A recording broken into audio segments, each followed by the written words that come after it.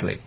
25 shows have been repeated. The person that doesn't often get credit for much of what happens behind the scenes here is Hansa. And I think for the first time many of you may be hearing her name. That's because Hansa Butani has been the editor-in-chief for this show, and she has been such a critical voice, even though she's behind the camera, for what we do week after week after week. And of course, Chris, also, who has been watching our every move and making us look good, the most important thing of all. By the way, I want to know, what was the point when you said, I want to be on Darshan? And what was your first time appearing on it was? Well, this is kind of a funny story, and I'll share with our viewers because you've watched me grow up over the years, so I have no shame now to be able to say this. You know, I actually remember watching the show and being quite vocal. I would call in and leave messages in the studio. One thing was, you know, the studio was always very open and saying, if you have an opinion, call our number, and you can still do that today, folks. You call and leave your opinion. So I would do that fairly frequently. But before I get to that, you know, what I remember was somewhere around 2003, Darshan did something very unusual. They did a Shadi dream date. And I remember this quite well because for the first time I saw the show and I thought, wow, they're doing something new and cool. Well, it so happened that they had somebody on the show that piqued my interest. And I remember thinking, well, you know, I call the show all the time. What if I just, you know, honestly let them know, hey, you know, there was someone on your show that piqued my interest and helped me make a connection. Well, Darshan did. Of course, they tried. And, you know, it is what it is. But here's the really interesting thing. In that process, I remember writing in, and Hansa picked up the phone, and she said, I know you. I know your voice. You call here a lot. And so you seem to be fairly well read on these topics, and you seem to always have an informed opinion. Who are you? And so, of course, I gave her some background as to who I was. And actually, you know, I think it evolved from there. And the very next question she asked me was, have you ever considered being on TV? And I thought, well, no, actually, I haven't. As you said, I was an engineer. I had never even thought in this direction. And then she invited me to come in for a screen test. And that, folks, was my very first time ever being in front of a TV. And I have to say, that is where it started. That screen test, coming in and being able to talk in front of the TV. And I think our chemistry evolved from there, too. Yeah. And here we are all these years later. Hello and welcome to our Darshan conversation today with a very interesting guest. Her name is Vijay Nathan, and she is one of the premier Indian comics. She is a comic that has been doing stand-up and skits, and she has a brand new project out that we're going to talk a bit about. Welcome to the studio, Vijay. Nice to have you here. Thank you. I'm very excited. How did you come up with this title, and what are you trying to represent with this new project of yours? Well, my first one-woman show was called Good Girls Don't, but Indian Girls Do. And that was really about discovering what an Indian American identity was. So I pursued those topics initially. And then a few years ago, I started to think about, okay, well, now, you know, we're in this country, and what do we really believe? I think as you get older, you start to think about God and your belief system, and I started to really look back at my life growing up because, you know, my parents came to this country in the 70s, and my mother is very, very Hindu and superstitious, and my dad was agnostic or atheist depending on the day, and incredibly intellectual. And the one thing I was thinking of, you know, everyone's like, oh, okay, you know, Hindus don't eat beef. But growing up, we always ate at McDonald's. We'd go to the temple, and then we'd run to McDonald's because we did not want to eat the yogurt rice from the temple. Today in our studios, we have a very special young man. His name is Partha Narasimhan. He represented his state of Virginia in the National Geography Bee competition that took place recently in Washington, D.C. Partha, welcome to the studio today. It is indeed good to be here. Oh, I'm glad that you are. And many of you, of course, have probably seen the spelling bee that was actually nationally advertised most recently.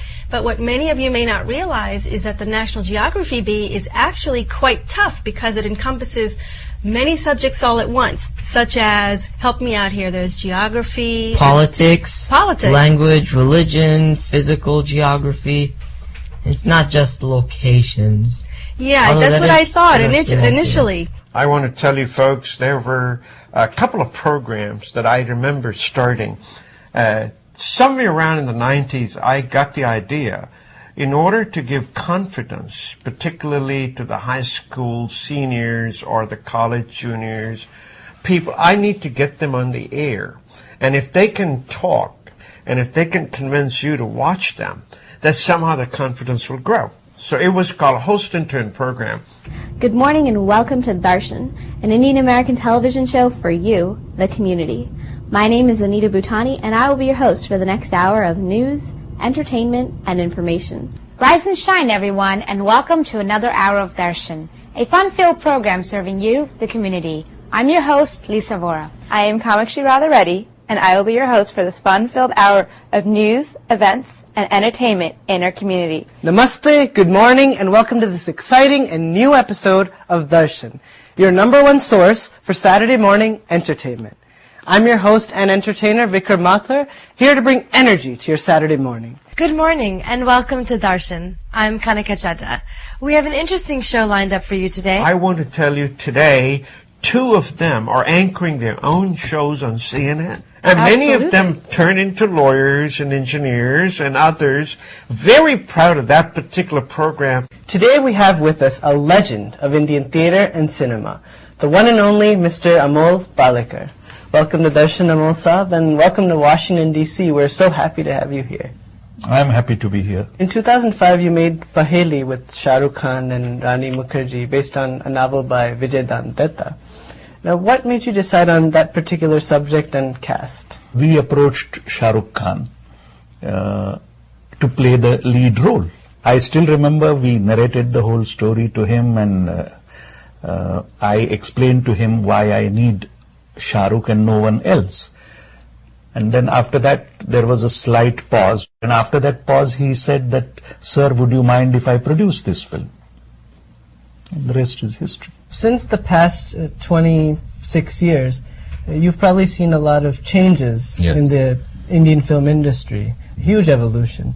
So what are some of the changes that you've witnessed, and what are some of the positive and negative aspects of those changes?